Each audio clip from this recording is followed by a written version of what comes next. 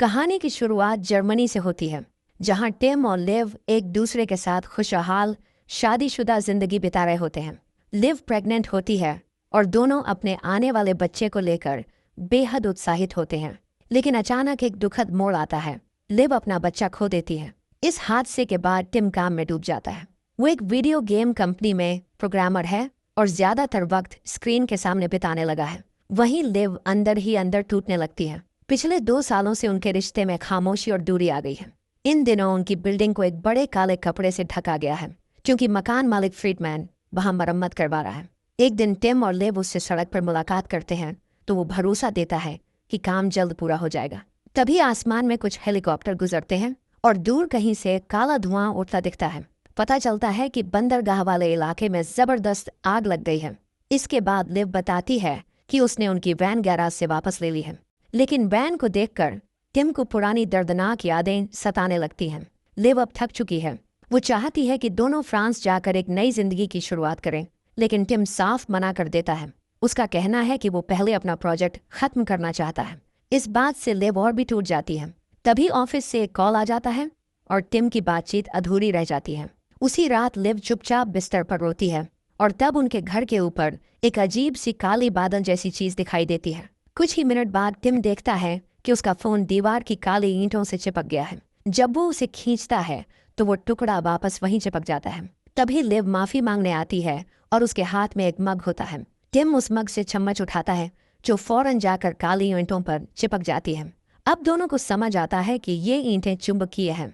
वो कई मेटल की चीजें दीवार पर फेंकते हैं और पक्का हो जाता है कि दीवार में किसी तरह की मैग्नेटिक ताकत है। लिव ध्यान देती है कि कुछ जगहों पर ईंटें और भी ज्यादा असरदार हैं, तो वो सारा मेटल वहीं इकट्ठा कर देती है। तभी अचानक सारी चीजें हिलने लगती हैं और तेजी से उड़ती हैं। टिम फौरन लिव को जमीन पर गिरा देता है ताकि उसे चोट न लगे। टिम की पीठ पर कुछ मेटल की चीजें गड़ जाती हैं। लिव धीरे धीरे उन्हें निकालती है और उसके जख्मों की सफाई करती है। बाद में जब दोनों थोड़ा आराम कर रहे होते हैं, तभी पड़ोस से चीखने की आवाजें आने लगती हैं। वो दीवार में बने छोटे छेद से झांकते हैं तो देखते हैं कि अगला फ्लैट बुरी तरह बिखरा हुआ है। वहां किसी के झगड़ने और चीजें फेंकने की आवाजें आ रही थी, लेकिन फिर अचानक सब कुछ शांत हो जाता है। डर के मारे टिम और लिव दीवार को तोड़ना शुरू करते हैं ताकि एक बड़ा रास्ता बन सके। काफी मेहनत के बाद वो दीवार तोड़ते हैं और टिम बैट लेकर अंदर जाता है। फ्लैट की तलाशी के दौरान उन्हें फर्श पर खून के निशान दिखाई देते हैं। थोड़ी देर बाद उन्हें आना जमीन पर पड़ी मिलती है। वो उसे उठाकर संभालते हैं। जैसे ही लिव और आना बेडरूम से बाहर आते हैं, टिम पर अचानक मार्विन हमला कर देता है।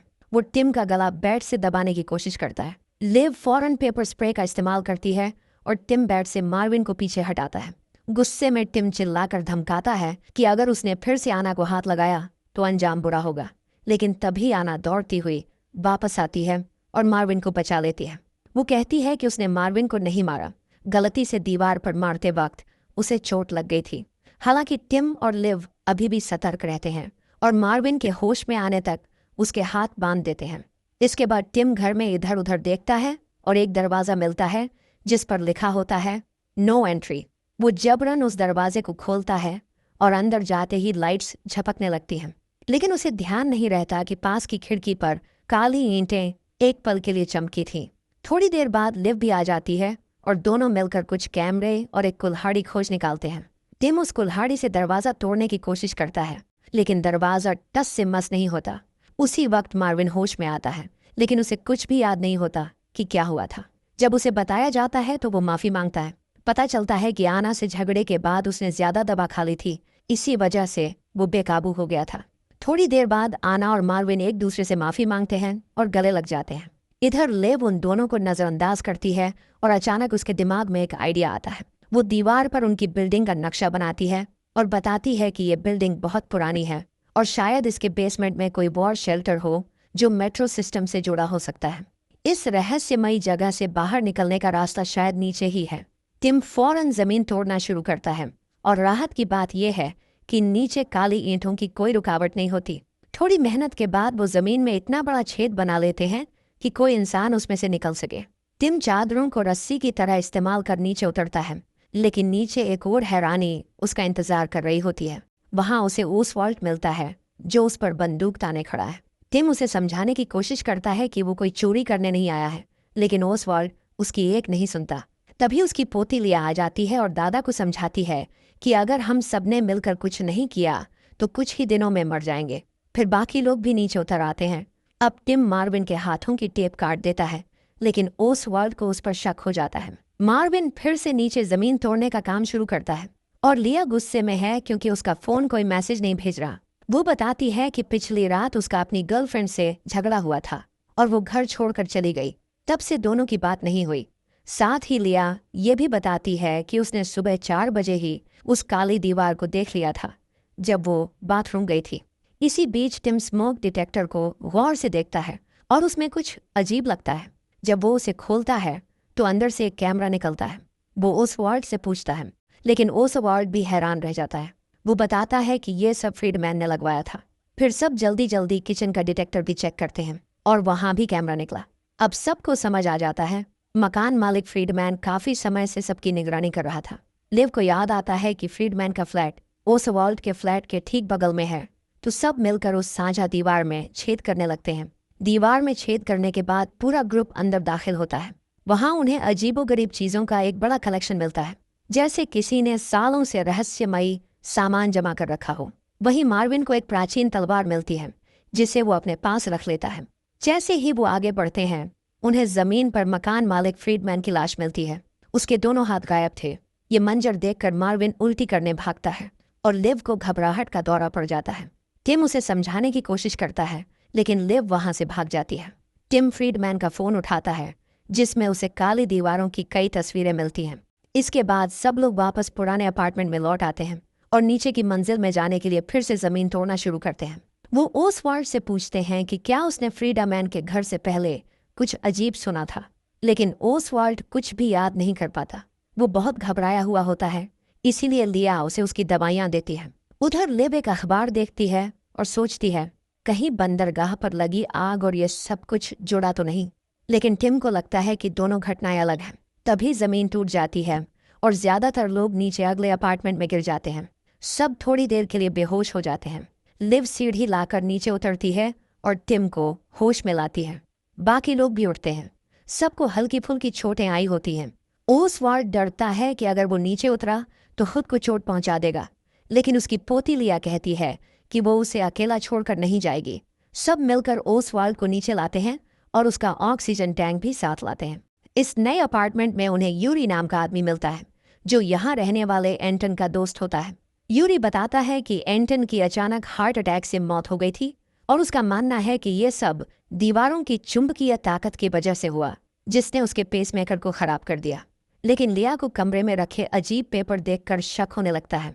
यूरी का मानना है कि ये काली दीवारें सरकार के किसी गुप्त सिस्टम का हिस्सा हैं और इन्हें हमारी सुरक्षा के लिए लगाया गया है, इसलिए वो बाहर नहीं जाना चाहता। बाकी लोग इस बात को नहीं मानते और एक और रास्ता खोदना शुरू कर देते हैं। लिया जब उन पेपर को पढ़ने लगती है तो यूरी उसे बताता है कि एंटन का दिल इन बातों की टेंशन से ही जवाब दे गया। जैसे ही लिया कमरे से बाहर जाती है, यूरी एक पेपर को फाड़ देता है। रास्ता जल्द ही तैयार हो जाता है और सब लोग नीचे बेसमेंट में पहुंच जाते हैं। वहां उन्हें एक पुराना दरवाजा मिलता है जो एक संकरे रास्ते से एक और कमरे तक जाता है। उस कमरे में एक कस कर बंद किया गया दरवाजा होता है जिस पर लिखा होता है कि ये बाहर बने शेल्टर तक जाता है। जब लिव उस भारी दरवाजे को जोर से मारती है तो वो खुल जाता है, लेकिन अफसोस उस रास्ते को भी काली ईंटों ने बंद कर रखा था। अब मार्विन बेकाबू हो जाता है और गुस्से में लोहे की गदा से दीवार पर हमला करने लगता है। टिम उसे रोकता है और ओसवाल्ड बंदूक तान देता है ताकि मार्विन शांत हो जाए, लेकिन मार्विन चालाकी करता है और अचानक बंदूक छीनकर काली दीवार पर गोलियां चलाना शुरू कर देता है। सब हैरान रह जाते हैं जब गोलियां दीवार से चिपक कर हवा में लटक जाती हैं। दीवार से निकल रही चुंबकीय शक्ति इतनी तेज होती है कि गोलियां वापस घूमने लगती हैं। टिम सबको झुकने को कहता है ताकि गोलियां टकराकर लौटते वक्त उन्हें नुकसान न पहुंचाएं, लेकिन अफसोस ओसवाल्ड अपनी उम्र के कारण जल्दी नहीं झुक पाता और एक गोली सीधे उसे लग जाती है। वो मौके पर ही दम तोड़ देता है। लिया उसके शरीर से लिपट कर रोने लगती है। सब वापस अपार्टमेंट में लौट आते हैं। तब आना सोच में डूब जाती है, क्या ये सब लोग किसी खास वजह से यहाँ फंसाए गए हैं। वो बताती है कि जब वो 15 साल की थी तब एक साइकिल एक्सीडेंट में वो 2 मिनट के लिए मर चुकी थी। इसके बाद लिया बताती है कि उसकी माँ की मौत कैंसर से हुई थी और यूरी चौंकाने वाली बात बताता है। वो पहले पुलिस अफसर था और ड्यूटी पर एक इंसान को मार चुका है। मार्विन अब साफ साफ समझ चुका था कि ओसवाल्ड की मौत उसी की वजह से हुई है। वो बार बार माफी मांगता है, लेकिन अब कुछ बदला नहीं जा सकता। इधर लिव सबके सामने अपने दर्द को जाहिर करती है। वो बताती है कि कैसे उसने बच्चे को खो दिया था, लेकिन टिम ये सब सुनना नहीं चाहता और गुस्से में दूसरे कमरे में चला जाता है। लिव पीछे जाती है और दोनों के बीच जोरदार बहस शुरू हो जाती है। लिव कहती है कि अब सच का सामना करना ही होगा, क्योंकि उन्हें नहीं पता कि जिंदा कब तक रहेंगे। टिम चिल्लाता है कि लिव चाहती थी कि वो एक रात में अपनी नौकरी छोड़ दे, और लिव भी चिल्ला उठती है कि यह फैसला अचानक नहीं था। वो कहती है कि मिस कैरेज के बाद टिम ने उसे इग्नोर करना शुरू कर दिया, सिर्फ अपने कंप्यूटर में खोया रहा और उसके दर्द की कभी परवाह ही नहीं की। लिव टूट चुकी थी, अकेले सब झेल रही थी। आखिर में वो कहती है कि टिम ने उसे अकेला छोड़ दिया और वो कमरे से बाहर निकल जाती है।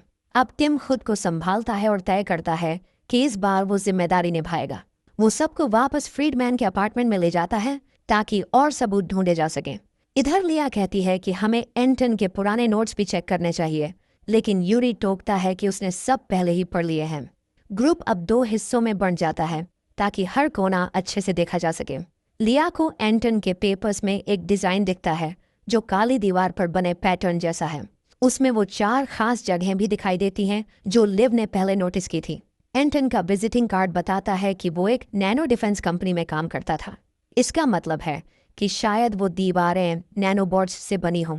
यूरी बताता है कि एंटन एक प्रोग्रामर था, लेकिन उसे उसके काम की डिटेल्स नहीं पता। एक ड्रॉअर में उन्हें एंटन का टूटा हुआ लैपटॉप और फोन मिलता है। यूरी कहता है कि एंटन ने गुस्से में वो चीजें दीवार पर फेंक दी थी। वापस फ्रीडमैन के कमरे में टिम नोटिस करता है कि कमरा असल साइज से छोटा लग रहा है। वो दीवार थपथपा कर देखता है और पाता है कि दीवार खोखली है। तभी मार्विन को एक रिमोट मिलता है। जैसे ही वो उसे ऑन करता है, दीवार पर एक सेंसर एक्टिवेट हो जाता है, लेकिन आगे बढ़ने के लिए पासवर्ड चाहिए। टिम रिमोट पर धूल उड़ाता है और सबसे ज्यादा दबाए गए बटन पहचान लेता है। अब उनके पास सिर्फ 24 पासवर्ड कॉम्बिनेशन का अनुमान बचता है। लिया और लिव एंटन के कबाड़ में खोज करते हैं और उन्हें एक पेपर पर कोड लिखा मिलता है। तभी यूरी अचानक हंसने लगता है और कहता है कि अगर वो दीवार खोलेंगे तो जानलेवा रेडिएशन अंदर आ सकता है। बात अधूरी ही थी कि आना दौड़ते हुए आती है और बताती है कि उन्हें कुछ मिल गया है। कई बार पासवर्ड ट्राई करने के बाद आखिरकार टिम सही पासवर्ड डालता है और दीवार में एक सीक्रेट दरवाज़ा खुल जाता है। अंदर वो कंप्यूटर सिस्टम मिलते हैं जिनसे स्मोक डिटेक्टर्स के अंदर लगे कैमरों से सबकी निगरानी की जा रही थी। जब आना, लिव और यूरी भी वहां पहुंचते हैं तो टिम सारे फुटेज चेक करने लगता है। फिर वो उस रात की रिकॉर्डिंग देखता है जब काली दीवार अचानक खिड़की पर प्रकट हुई थी, बस एक अंधेरे बादल के साथ। फिर वो एंटन की लाश की फुटेज देखता है जो उस जगह से अलग थी जहां यूरी ने बताया था कि उसे मिला था। जैसे ही लिव यूरी से सवाल करने के लिए मुड़ती है, वो गायब हो चुका होता है। मार्विन उसे ढूंढने निकलता है और उसी वक्त लिया एंटन के शरीर से स्कार्फ हटाती है। वहां काले निशान दिखाई देते हैं, जैसे कि उसके साथ जबरदस्ती या हिंसा हुई हो। तभी यूरी चुपचाप उसके पीछे आकर खड़ा हो जाता है। अब सब लोग उस कंप्यूटर रूम में होते हैं। वहां वो एंटन की एक पुरानी रिकॉर्डिंग देखते हैं जिसमें एंटन कैमरे के फ्रेम से बाहर है, लेकिन अचानक सीढ़ियों के पास लाइट्स चमकने लगती हैं और धूप अंदर आती है। इसका मतलब साफ है, एंटन ने कभी काली दीवार को खोलने में कामयाबी पाई थी। तभी वीडियो में कुछ और भयानक दिखता है। यूरी खुद एंटन को धक्का देता है और उसे गला दबाकर मार डालता है। इधर मार्विन जैसे ही एंटन के कमरे में पहुंचता है तो देखता है लिया की लाश जमीन पर पड़ी है और यूरी सारे पेपर्स जला रहा है। फिर यूरी हाथ में जलता हुआ पेपर लेकर उसके पास आता है और कहता है कि ये दीवारें हमारी सुरक्षा के लिए हैं। तभी टिम भी वहां आ जाता है, ओसवाल्ड की बंदूक लेकर। वो देखता है कि यूरी मार्विन का गला घोंट रहा है। फिर यूरी टिम पर हमला करता है। दोनों के बीच बंदूक के लिए जोरदार लड़ाई होती है। एक गोली छत में चल जाती है। मार्विन गिरते वक्त सिर पर चोट खा लेता है और बेहोश हो जाता है। यूरी टिम को काबू में कर लेता है और उसे बुरी तरह पीटते हुए उसका गला दबाने लगता है। तभी मार्विन को होश आता है। वो यूरी के चेहरे पर जोर से लात मारता है और बंदूक उठा लेता है, लेकिन जैसे ही वो गोली चलाने वाला होता है, लिव वहां पहुंचती है और रोक लेती है। वो कहती है शायद यूरी को बाहर निकलने का तरीका पता हो, लेकिन यूरी फिर से हमला करने की कोशिश करता है। इस बार टिम उसे बेहोश कर देता है। फिर सब मिलकर यूरी को बांध देते हैं। लिव लिया की आंखें बंद करती है और सब गहरे दुख में होते हैं। टिम यूरी का बैग चेक करता है। उसमें साजिशों से भरी किताबें मिलती हैं। लिव समझती है कि शायद लिया को इसीलिए मारा गया क्योंकि उसने एंटन की तरफ बाहर जाने का रास्ता खोज लिया था। आना कैमरा फीड चेक करने लगती है और लिव टिम जले हुए पेपर्स के बचे हुए टुकड़ों को पढ़ते हैं। टिम नोटिस करता है कि दीवार की ईंटें अलग अलग साइज की हैं जो आम दीवारों में नहीं होता। एक पेपर पर बना डिजाइन मॉर्स कोड जैसा कुछ लगता है और टिम समझ जाता है कि एंटन शायद इसे डिकोड कर चुका था। तभी लिव उसे एंटन का विजिटिंग कार्ड दिखाती है। कंपनी का पता वही है जहां बंदरगाह पर आग लगी थी। अब सब यूरी को होश में लाते हैं, लेकिन जब वो कुछ नहीं बताता तो मार्विन उसे एक मुक्का मारता है। फिर टिम उसकी तरफ बंदूक चलाता है। फर्नीचर के पास गोली चलती है और यूरी डर जाता है। अब यूरी बताता है कि ये दीवारें एक डिफेंस सिस्टम है जो बंदरगाह पर लगी आग की वजह से गलती से एक्टिवेट हो गई। मार्विन अब भी यूरी पर भरोसा नहीं करता और उसे पीटना शुरू कर देता है। टिम उसे खींचकर अलग करता है। तभी आना दौड़ते हुए आती है। उसे कुछ खास मिला है। वो बताती है कि एंटन ने एक ऐप प्रोग्राम किया था जो इन ईंटों को स्कैन कर सकता था। दीवार पर 4 खास पॉइंट्स हैं जिन पर लाइट का प्रेशर डालना जरूरी है। लिव वो टूटा हुआ फोन लाती है जो उसे पहले मिला था और टिम उसमें से कोड निकालकर एक नए फोन में ऐप इंस्टॉल करता है। अब ग्रुप उस दरवाजे तक लौटता है और उस ऐप का इस्तेमाल करता है। स्क्रीन पर 4 खास पॉइंट्स नजर आते हैं और टिम उन पर क्लिक करता है। दीवार की ईंटें अचानक तरल जैसी बनने लगती हैं। आना अपनी उंगली से दीवार छूती है। ईंट जैसा कुछ उस पर फैल जाता है। फिर वो अपनी उंगली खींच लेती है। अब वो धीरे से पूरा हाथ डालती है और कहती है, ये गर्म है और अंदर कुछ हिल रहा है। यूरी चिल्लाता है कि ये बहुत खतरनाक है, लेकिन मार्विन गुस्से में उसे फिर मारता है। अब सब आना से कहते हैं कि वो अपना हाथ बाहर निकाले, लेकिन आना चौंक कर कहती है, मैं हाथ बाहर नहीं निकाल पा रही। अब वो चीज उसके पैर को खींचने लगती है और सब सहम जाते हैं। अब सब लोग मिलकर आना को बाहर खींचने की कोशिश करते हैं, लेकिन दीवार दोबारा सख्त होने लगती है। वो लोग उसे नहीं बचा पाते। दीवार फिर से ईंटों में बदल जाती है और उन्हें पीछे धकेल देती है। मार्विन दौड़कर आना के पास जाता है, लेकिन अब बहुत देर हो चुकी है। आना की मौत हो चुकी है। अब सबको समझ आता है कि फ्रीडमैन के साथ भी यही हुआ था। यूरी ये देखकर हंसता है और कहता है कि कोई इस दीवार से बाहर नहीं जा सकता। गुस्से में आकर मार्विन उसे कई गोलियां मार देता है और फिर खुद को भी खत्म कर देता है। कुछ मिनट बाद टिम लिव से माफी मांगता है। वो बताता है कि जब बच्चा नहीं रहा था उसी दिन उसके अंदर कुछ टूट गया था और वो खुद नहीं समझ पाया कि कैसे ठीक करे।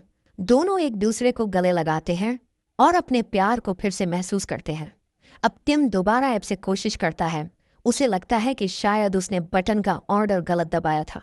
लिव नोटिस करती है कि हर बटन की लाइट अलग अलग बार चमकती है। फिर दोनों वीडियो फुटेज चेक करते हैं कि एंटन ने किस क्रम में बटन दबाए थे। तभी यूरी को होश आ जाता है।